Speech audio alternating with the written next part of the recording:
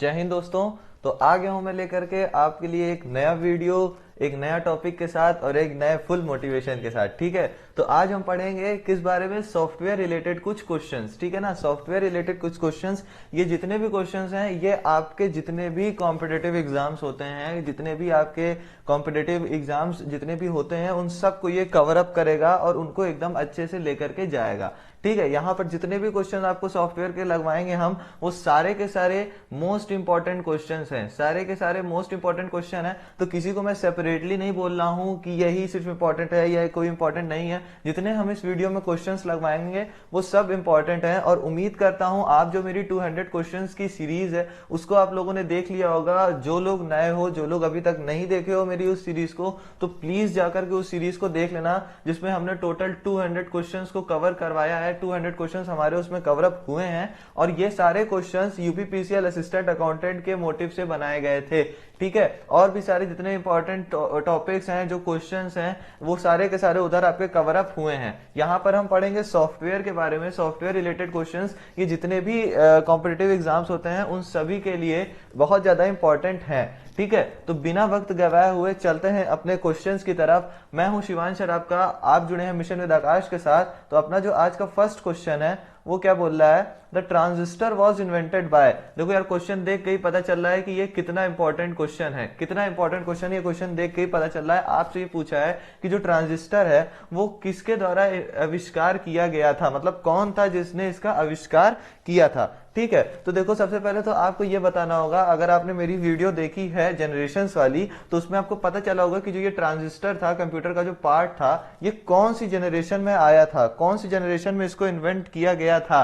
तो सबसे पहले तो ये कमेंट बॉक्स में, कमेंट सेक्शन में जाओ और ये कमेंट करके बताओ कि कौन सी जनरेशन में ट्रांजिस्टर का इन्वेंशन हुआ था। ठीक है, फिर मैं बता, यहाँ पे तो मैं अभी आपको बताऊंगा कि कौन थे जो ट्रांजिस्टर को इन्वेंट किए थे, लेकिन आपका काम है कि आप ये बताओ कि ट्रांजिस्टर किस जनरेशन में इन्वेंट हुआ था। ठीक है, तो ऑप्शन क्या क्या है हमारे पास, ए लवलेस, बी विलियम शॉकले, सी मेघनाथ शाह या फिर डी लेबनिट्ज। ठीक है, तो करेक्ट आंसर क्या हो जाएगा, करेक्ट आंसर होगा इसका बी विलियम शॉकले। तो विलियम शॉकले जो थे, इन्होंने किसका इन्वेंशन किया था, ट्रांजिस्टर का। किसका इन्वेंशन किया था, ट्रांजिस्टर का। आगे बढ़ते हैं अपने क्वेश्चन नंबर सेकंड की तरफ। क्वेश्चन नंबर सेकंड क्या बोल रहा है हमसे, which was the first company in the world to build the computer for sale. देखो ये भी इंपॉर्टेंट क्वेश्चन, देख के ही पता चल रहा है यार कि कितने अच्छे अच्छे और कितने इंपॉर्टेंट क्वेश्चंस हैं यहाँ पर। देखिए हमसे ये बोल रहा है कि बिक्री के लिए कंप्यूटर बनाने वाली दुनिया की पहली कंपनी कौन सी थी। हमसे ये बोल रहा है कि जो दुनिया की सबसे पहली कंपनी थी जो उसने कि क्या बनाया था, बिक्री यानी कि सेल करने के लिए कंप्यूटर को इन्वेंट किया था, सेल करने के लिए कंप्यूटर को बनाया था, और वो पूरी दुनिया में सबसे पहली कंपनी थी।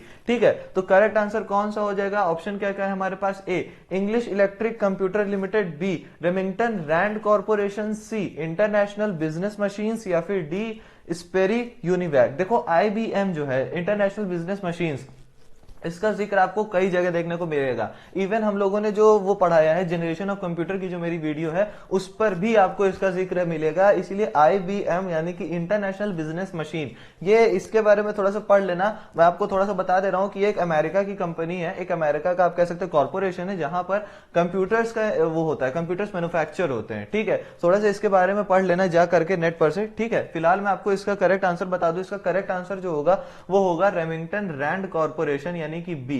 रेमिंगटन रैंड कॉर्पोरेशन क्या थी, पहली कंपनी थी पूरे वर्ल्ड में जिसने की पहला कंप्यूटर बनाया था, किसके लिए, सेल के लिए। पहली कंपनी थी पूरे वर्ल्ड की जिसने पहला कंप्यूटर बनाया था सेल पर्पस के लिए। ठीक है, आगे बढ़ते हैं अपने क्वेश्चन नंबर थर्ड की तरफ। क्वेश्चन नंबर थर्ड हमसे क्या बोल रहा है, in any software package which of the following version represents a major improvements on the earlier version. यानी कि किसी भी सॉफ्टवेयर पैकेज में निम्न में से कौन सा संस्करण पिछले संस्करण में एक बड़े सुधार का प्रतिनिधित्व करता है। देखो यहां पर हमसे क्या बोल रहा है, पहले क्वेश्चन को समझो कि कोई भी सॉफ्टवेयर पैकेज हो उसमें कौन सा ऐसा वर्जन था, कौन सा ऐसा यू कैन से कौन सा ऐसा पार्ट था वर्जन का जिसमें कि जिसने क्या किया था, एक मेजर इंप्रूवमेंट दिया था कंपेयर टू अर्लियर वर्जन, यानी कि एक मेजर इंप्रूवमेंट यानी बहुत अच्छा एक सुधार दिया था किसकी तुलना में, पुराने वर्जन्स की तुलना में, जो कि बहुत ही ज्यादा अच्छा था, बहुत ही ज्यादा हेल्पफुल था। ठीक है। तो अब आगे बढ़ते हैं अपने ऑप्शंस की तरफ, यानी कि ऑप्शन हमारे पास कुछ वर्जन ही दिए हुए हैं कि कौन से वर्जन, हमको यही बताना है कौन से वर्जन में वो इंप्रूवमेंट हमको मिला। ठीक है, ऑप्शन क्या क्या हमारे पास, ए 2.0, बी 2.5, सी 1.5 या फिर डी 1.0। ठीक है, तो करेक्ट आंसर क्या हो जाएगा, कौन सा था ऐसा वर्जन, ठीक है, कौन सा था जो कि बहुत हेल्पफुल था। करेक्ट आंसर होगा इसका आपका ऑप्शन नंबर ए, यानी कि 2.0। 2.0 जो एक ऐसा वर्जन था सॉफ्टवेयर्स में जिसने कि ये बताया था, जिसने कि क्या किया था, एक बहुत मेजर इंप्रूवमेंट लाया था सॉफ्टवेयर की पैकेजेस में। ठीक है, आगे बढ़ते हैं अपने क्वेश्चन नंबर 4 की तरफ। क्वेश्चन नंबर 4 हमसे क्या बोल रहा है, for a package to be considered suitable for end users a typical end user must be able to learn to use it in a, यानी कि अब हमसे ये बोल रहा है कि अंतिम उपयोगकर्ताओं के लिए उपयुक्त माने जाने वाले पैकेज के लिए एक विशिष्ट अंतिम उपयोगकर्ता को इसका उपयोग करना सीखने में सक्षम होना चाहिए। यानी हमसे ये बोल रहा है कि कोई भी जैसे सॉफ्टवेयर है जो कि एंड यूजर को यूज करना है, ठीक है, जो एंड यूजर यानी कि जो हम और आप होते हैं, जो कि सिर्फ उनका काम क्या होता है, सॉफ्टवेयर को एक जनरल अपने पर्पस के लिए, जिस पर्पस से हमने उसको खरीद के लिया हुआ है उससे हम उसको बस यूज करें। ठीक है, तो हमसे ये बोल रहा है कि अगर कोई जनरल ह्यूमन है या कोई भी है, कोई भी एंड यूजर है जिसको कि सॉफ्टवेयर पैकेज को यूज करना है, तो उसको मिनिमम कितना टाइम लगना चाहिए, कितने दिन का उसे कोर्स करना चाहिए, एक तरह से कितना टाइम लगेगा कि वो उस सॉफ्टवेयर को सीखने यानी चलाने के लिए वो सीख जाए अच्छे से। ठीक है, तो ऑप्शन क्या क्या है हमारे पास, A 2 week course, B 1 week course, C 1 month course या फिर डी 2 डे कोर्स। ठीक है, तो करेक्ट आंसर क्या हो जाएगा, कितना टाइम लगेगा इसके लिए, तो करेक्ट आंसर होगा इसका आपका ऑप्शन नंबर डी, यानी कि 2 डे कोर्स, 2 डे कोर्स, और करेक्ट आंसर क्या हो जाएगा ऑप्शन डी। ठीक है, 2 डे कोर्स यानी 2 डे उसको कम से कम लगते हैं एक तरह से सॉफ्टवेयर से उस फेमिलियर होने में, उस तरीके से हैंड ओवर लेने में कि भाई हम अभी सॉफ्टवेयर को पे अच्छे से काम कर सकते हैं। आगे बढ़ते हैं बिना टाइम गवाए हुए क्वेश्चन नंबर 5 की तरफ। क्वेश्चन नंबर 5 हमसे क्या बोल रहा है, which of the following software can't be recognised application software. देखो सबसे पहले क्वेश्चन को अच्छे से पढ़ा करो, निम्नलिखित में से कौन सा सॉफ्टवेयर एप्लीकेशन सॉफ्टवेयर को वर्गीकृत नहीं किया जा सकता। देखो सबसे पहले हमसे ये बोल रहा है कि कौन सा ऐसा ऑप्शन है जिसमें, नीचे दिए गए ऑप्शंस में से ऐसा कौन सा ऑप्शन है जिसको कि हम लोग सॉफ्टवेयर की कैटेगरी में नहीं डाल सकते हैं, कैन नॉट बी, देखो can not be categorised as application software. ठीक है, सॉफ्टवेयर एप्लीकेशन सॉफ्टवेयर को वर्गीकृत नहीं किया जा सकता, ठीक है, नहीं कर सकते हैं। ठीक है, तो ऑप्शन क्या क्या हमारे पास, ए एमएस डॉस, बी डीबीएम, सी वर्ड प्रोसेसिंग या फिर डी स्प्रेडशीट्स। देखो यहां पर ना मैं हर वीडियो में अपने बोलता हूं कि यार फुल फॉर्म्स याद कर लो, फुल फॉर्म्स याद कर लो, बहुत इंपॉर्टेंट है।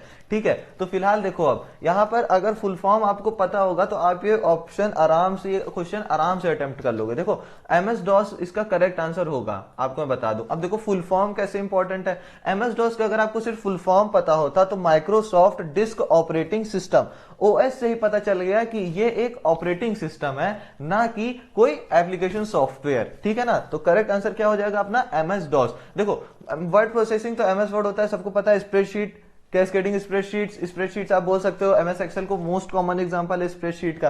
ठीक है, अब यहाँ पर अपने को डीबीएम का पता लगाना है, तो डीबीएम का आप लोग जाकर के सर्च करिएगा, हर चीज मैं बता दूंगा तो आप लोग कुछ नहीं करने वाले। ठीक है, जाओ गूगल पर सर्च करो डीबीएम क्या होता है। आगे बढ़ते हैं अपने क्वेश्चन नंबर 6 की तरफ। क्वेश्चन नंबर 6 हमसे क्या बोल रहा है, what is the name of the software system which combines many independent functions into one package. यानी कि उस सॉफ्टवेयर सिस्टम का नाम क्या है जो कई स्वतंत्र कार्यों को एक पैकेज में जोड़ता है। यानी कि ऐसा कौन सॉफ्टवेयर सिस्टम, यानी ऐसे सॉफ्टवेयर सिस्टम का क्या नाम है जो कि बहुत सारे स्वतंत्र कार्य यानी इंडिपेंडेंट फंक्शंस को एक ही पैकेज में जोड़ देता है, एक ही पैकेज में कंबाइन कर देता है। ठीक है, तो ऑप्शन क्या क्या है हमारे पास, A multi adjustment system, B knowledge based system, C expert system या फिर डी इंटीग्रेटेड सिस्टम। तो करेक्ट आंसर क्या हो जाएगा, कौन सा ऐसा मतलब उस सॉफ्टवेयर सिस्टम का क्या नाम है। ठीक है, तो करेक्ट आंसर होगा इसका कौन सा होगा, करेक्ट आंसर होगा इसका ऑप्शन नंबर डी, यानी कि इंटीग्रेटेड सिस्टम। करेक्ट आंसर क्या हो जाएगा, ऑप्शन डी इंटीग्रेटेड सिस्टम। उसका नाम क्या है, इंटीग्रेटेड सिस्टम। देखो यहां पर अगर आपको इंटीग्रेशन का मतलब भी पता होता तो आप इसको शायद, मेरा मानना है कि आप कर ले जाते, क्योंकि इंटीग्रेशन का मतलब ही होता है जोड़ना।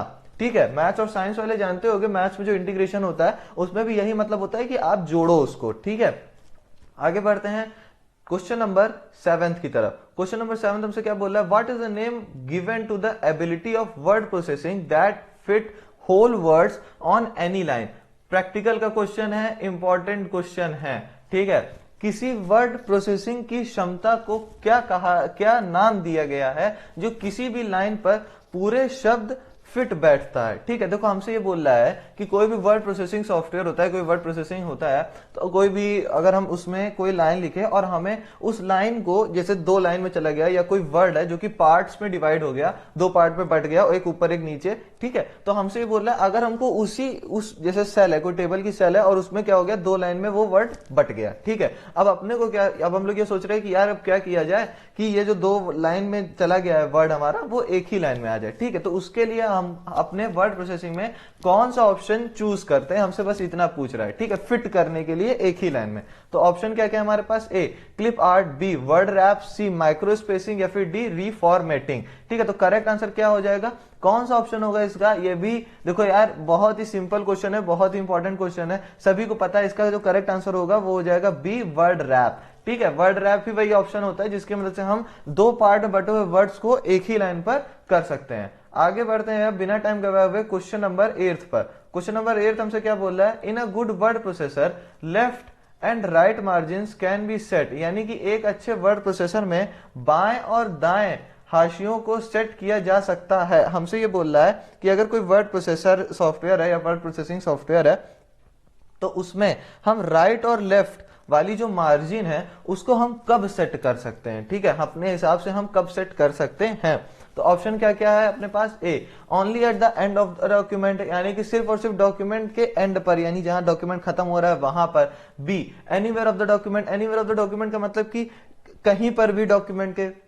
सी only at the beginning of the document, only of the beginning of the document का मतलब कि हम जहां पर मतलब सिर्फ जहां पर शुरुआत कर रहे हैं सिर्फ और सिर्फ वहां पर हम सेट कर सकते हैं। या फिर D none of the above, यानी ऊपर में से कहीं पर भी नहीं। तो ऑप्शन अपने पास करेक्ट क्या हो जाएगा, प्रैक्टिकल का क्वेश्चन है, ये भी कॉमन ही है, कोई ऐसा नहीं है कि बहुत हार्ड क्वेश्चन था, ठीक है। तो इसमें अपने पास जो करेक्ट आंसर हो जाएगा वो क्या हो जाएगा, anywhere of the document, anywhere of the document. Anywhere of the document का मतलब कि हम जब चाहेंगे तब हम अपने मार्जिन्स को सेट करके रख सकते हैं, ठीक है। जैसे ही हमारी जब भी नीड होगी हम तब चाहेंगे तब हम इसको सेट करके रख लेंगे। आगे बढ़ते हैं क्वेश्चन नंबर 9 की तरफ। क्वेश्चन नंबर 9 हमसे क्या बोल रहा है, some software packages attempt to encode the knowledge and decision rules of human specialists in order to use them for making their own decisions.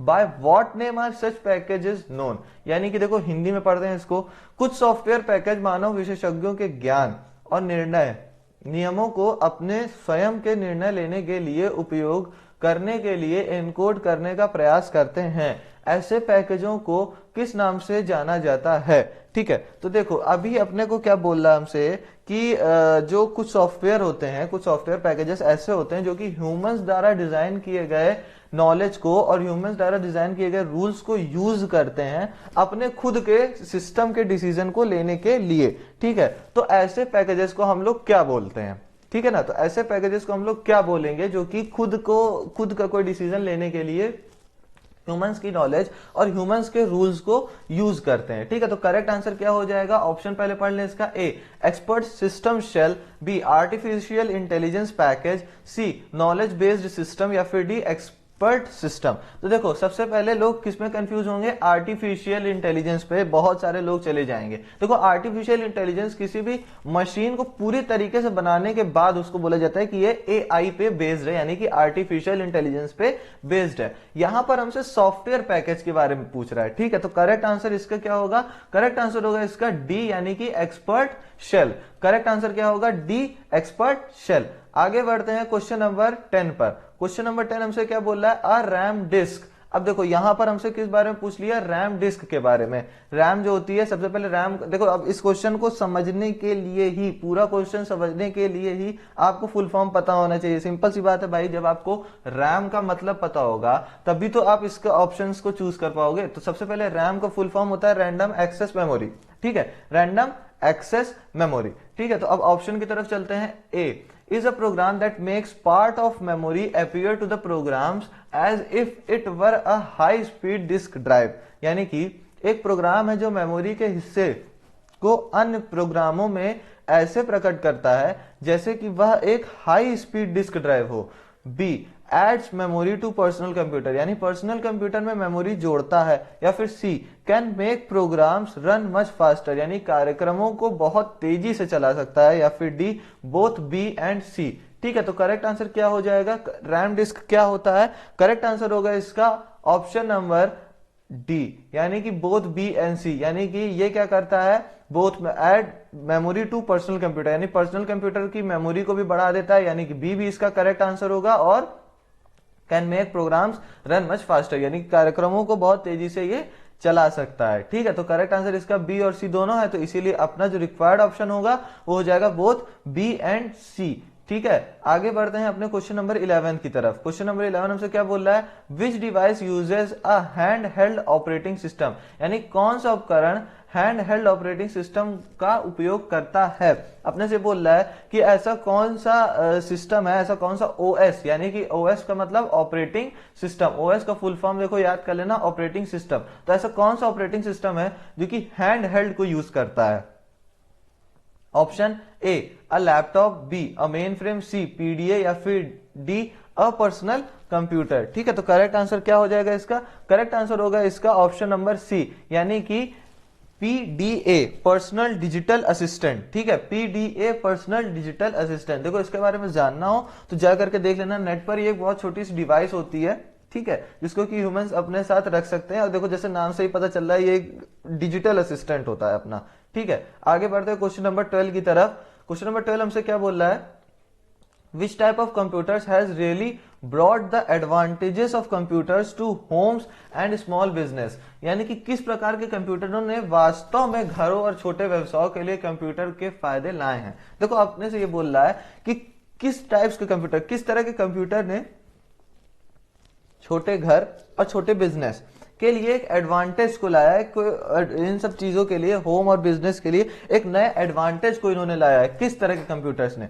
तो ऑप्शन क्या क्या है हमारे पास, A micro computer, B mini computer, C super computer, या फिर D main frame computer. ठीक है, तो करेक्ट आंसर क्या हो जाएगा अपने पास, करेक्ट आंसर क्या होगा, कौन से तरह के कंप्यूटर्स ने ये एडवांटेज दिया है हमको, इसका करेक्ट आंसर होगा ए, यानी कि माइक्रो कंप्यूटर। माइक्रो कंप्यूटर ने हमको ये एडवांटेज दिया है कि यार होम्स पर भी हम लोग अगर एक माइक्रो कंप्यूटर को रख लें तो आराम से हम अपना छोटा मोटा काम, इवन अगर हमारा कोई स्मॉल बिजनेस है, यानी कि कोई हमारा छोटा व्यवसाय है, तो उसको भी हम उसमें हैंडल कर सकते हैं।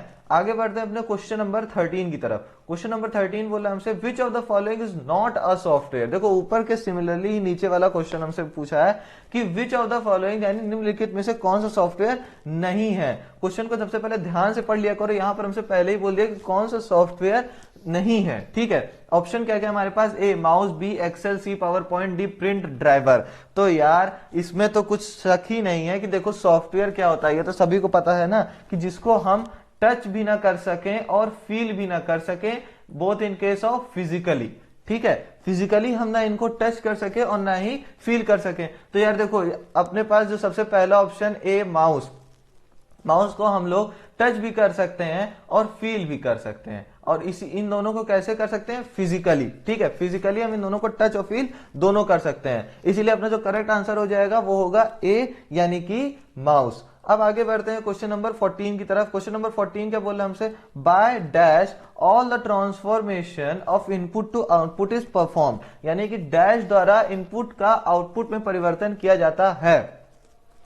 देखिए जैसे हमसे ये बोल रहा है कि नीचे दिए गए ऑप्शंस में से कौन सा ऐसा पार्ट है, कौन सा ऐसा बहुत जरूरी यू कैन से एक ऐसा कंपोनेंट है कंप्यूटर का जो कि जिसके द्वारा इनपुट से आउटपुट में ट्रांसफॉर्मेशन का, यानी कि इनपुट का आउटपुट में परिवर्तन हम लोग करते हैं। तो ऑप्शन क्या क्या है हमारे पास, ए CPU, B CMOS, sea mouse, या फिर डी स्टोरेज। तो देखो सबसे पहले ऑप्शन को पढ़ा जाए तो सीमोस के बारे में बहुत कम लोगों को पता होगा, जा करके नेट पर सर्च करना सीमोस क्या होता है, मैं नहीं बताऊंगा, नेट पर आपको और अच्छे से मिल जाएगा। ठीक है, फिलहाल मैं आपको इसका करेक्ट आंसर आपको बता दूं, इसका करेक्ट आंसर होगा ए सीपीयू। सीपीयू, देखो सीपीयू का फुल फॉर्म मैं उम्मीद करता हूं आप सभी को पता होगा, तो प्लीज कमेंट सेक्शन में जाओ और सीपीयू का फुल फॉर्म जल्दी से कमेंट करके बता दो। ठीक है, देखो कमेंट करके बताने को मैं इसलिए बोलता हूं, आपको दिमाग में कहीं ना कहीं ये बात बैठ जाएगी, आपने जब कमेंट करोगे तो आपके दिमाग में कहीं ना कहीं ये बात बैठ जाएगी कि यार हमने उस चैनल के उस कंटेंट पर हमने कमेंट किया था, इस वजह से इसका फुल फॉर्म तो यही होगा। इसीलिए मैं आपको हर वीडियो में कमेंट करने को बोलता हूं, आप ही लोगों का फायदा होगा।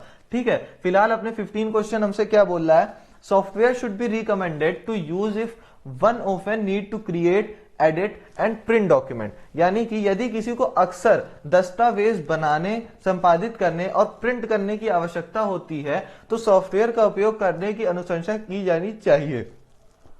देखो यहां पर हमसे ये बोल रहा है कि ऐसा कौन सा सॉफ्टवेयर होता है जिसकी ऐसे, जैसे मान लो कोई पर्सन है जिसको रेगुलरली नीड किस चीज की होती है, क्रिएट करने की, एडिट करने की और प्रिंट करने की। किस चीज को क्रिएट, एडिट और प्रिंट करने की, किसी भी डॉक्यूमेंट को। ठीक है, तो अब यहां पर हमारे पास देखो, अब हमसे ये बोल रहा है कि कौन सा ऐसा सॉफ्टवेयर नीचे दिए गए ऑप्शंस में से होना चाहिए जिसको कि उस पर्सन को हम लोग रिकमेंड कर सकते हैं, उसको बता सकते हैं कि यार तुम इस सॉफ्टवेयर से करो तो तुम्हारी जो प्रिंट करना है, तुम्हें बनाना है, संपादित करना है, जिन सब में तुम्हारी हेल्प हो जाएगी।